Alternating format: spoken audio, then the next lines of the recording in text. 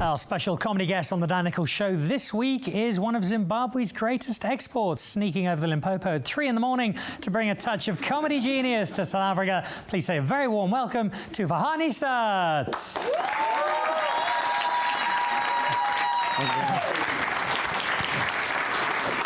Hello, how are you guys doing? Yeah, lovely to be here. Thanks for having me. My name is Farhan, but for some strange reason, Afrikaans people, please stop calling me Fani. Like, my name's been butchered so much throughout my life. At this point, I'm not even sure if it's halal anymore. And when translated from Arabic to English, my name translates as happiness, which on one hand is kind of cool, almost poetic in a way. I mean, a comedian named Happiness. But on the other hand, I'm just another Zimbabwean named Happiness. Someone was like, oh, wonderful. I was like, no, that's my cousin. But you know, people don't realize just how tough it was growing up in Zimbabwe, especially as a young Muslim boy. Because not only did I grow up in a strict Muslim home, but I went to an even stricter Christian school. I used to get teased a lot, called really hurtful names. Names like Saddam's son and Slumdog Trillionaire. Do you get it? It's about hyperinflation. It didn't end there.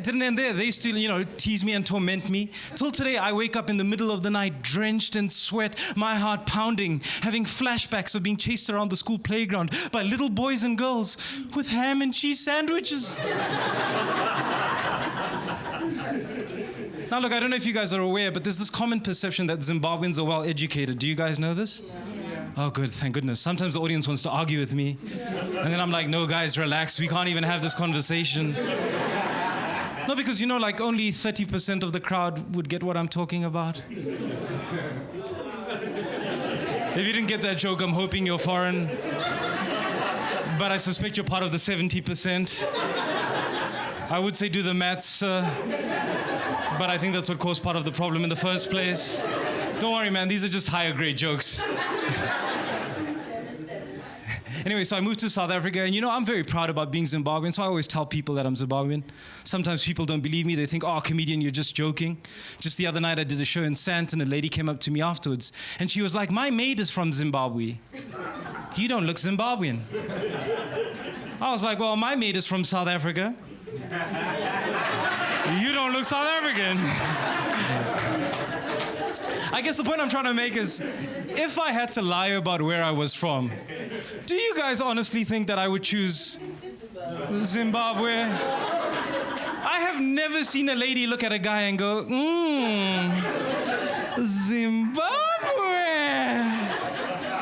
Like what? Oppression has never looked better. No, I mean, obviously, I would choose something a little bit more exotic, like say I'm from Dubai, Saudi Arabia. Heck, at this point, I'd even settle for Lenasia.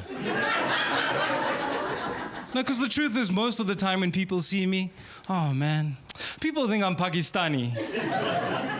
And I don't know what it is. I think it might be because I do look like an off-duty metrosexual suicide bomber.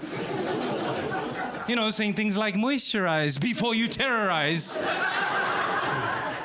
Someone said it might be because of the beard. And I know I was there backstage, I heard the rumors going around, and it's not true. Whoever's been saying it, please stop. I am not the guy on the bottle of Amla oil. Other times, though, people might assume, you're right there, sir. You might have to take some of that joke home.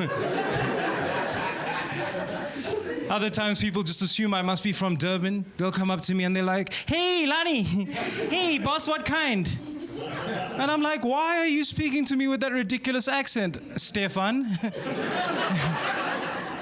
Is anyone from Durban here tonight? Anyone from Durban? Hey, how's it going, bro?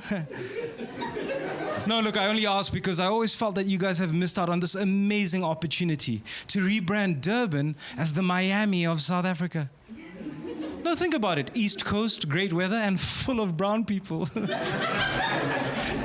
And it actually got me thinking, because I've been very lucky. I've traveled quite extensively on the African continent. And if there's one conclusion I've arrived at, it's that South Africa is not really Africa. It's so modern and liberal, I would say it's like Africa light. Almost like the America of Africa. And hear me out, that would mean that Pretoria, the capital, would be like Washington, D.C. Johannesburg, the economic hub, would be like New York City. And as for Cape Town, oh, too easy. Maybe San Francisco. I suppose the only problem is that technically that would mean that Zimbabwe would be Mexico.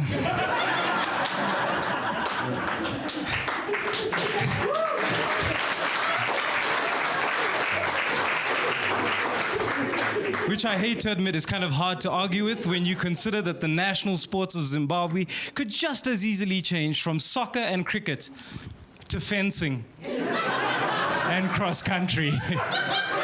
That's my time. My name is Farhan, so thank you guys so much. Thank you very much. That was awesome. Thanks, guys, give another big hand for Esat.